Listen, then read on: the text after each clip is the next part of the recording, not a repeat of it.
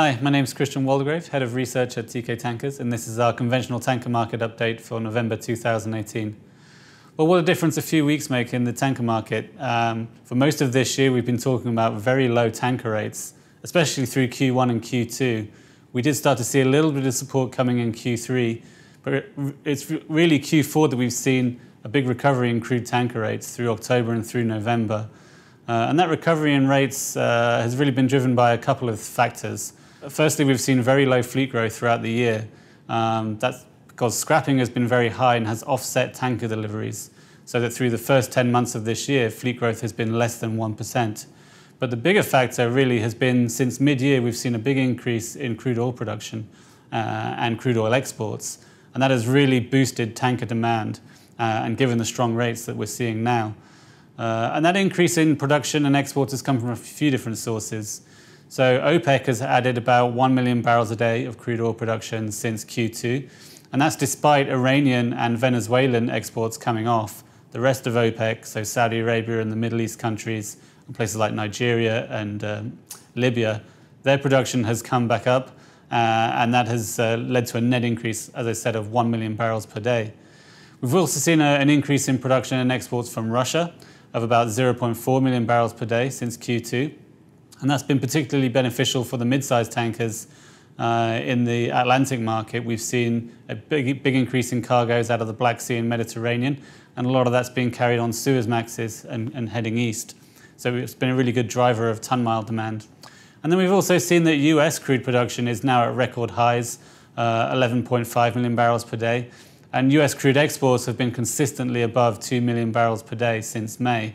So we've seen a lot of cargoes on the market from all these different places, and that's really stretching the fleet and giving rise to this rate volatility. We've seen VLCC rates in the last few weeks get as high as $40,000 a day and above. Suezmaxes have been trading above $30,000 per day the last couple of weeks. And the Aframax market as well, especially in the Atlantic, we've seen rates there as high as $30,000 a day and above as well. So it's been a very encouraging start to Q4. And we think that this will continue for the rest of Q4 and through the winter months as oil production remains fairly strong. There's pretty high refining demand through the fourth quarter. And we're also starting to see just some of these winter weather delays come into effect now as well. Places like the Turkish Straits where we're seeing some fog delays. And that tends to tighten available fleet supply in that region as well, which helps support rates. So we do see this strong rate environment continuing through the winter.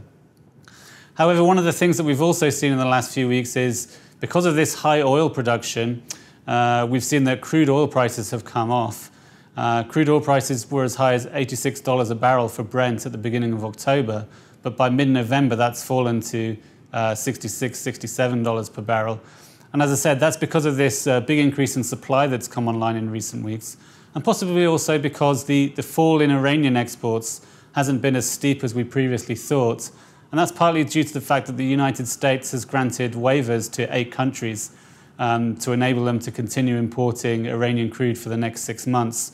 So Iranian crude exports are definitely falling, but they haven't fallen as quickly as we would have thought. So when you add those volumes to the oil that's been put onto the market from the rest of OPEC and Russia and the United States, that's what's driving the oil price down.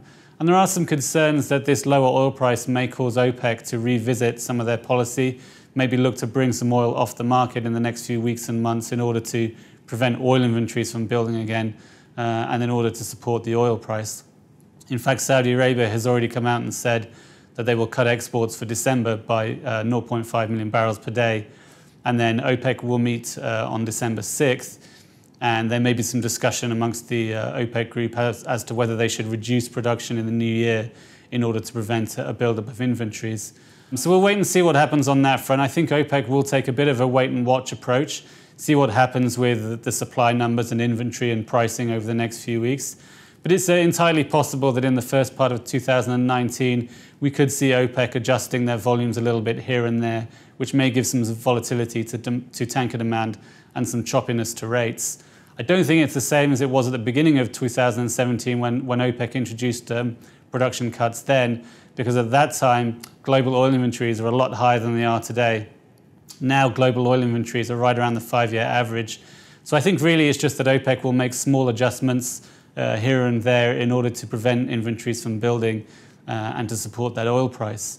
But the much bigger impact on tankers going into 2019 is probably going to be the growth in non-OPEC production, particularly from the United States.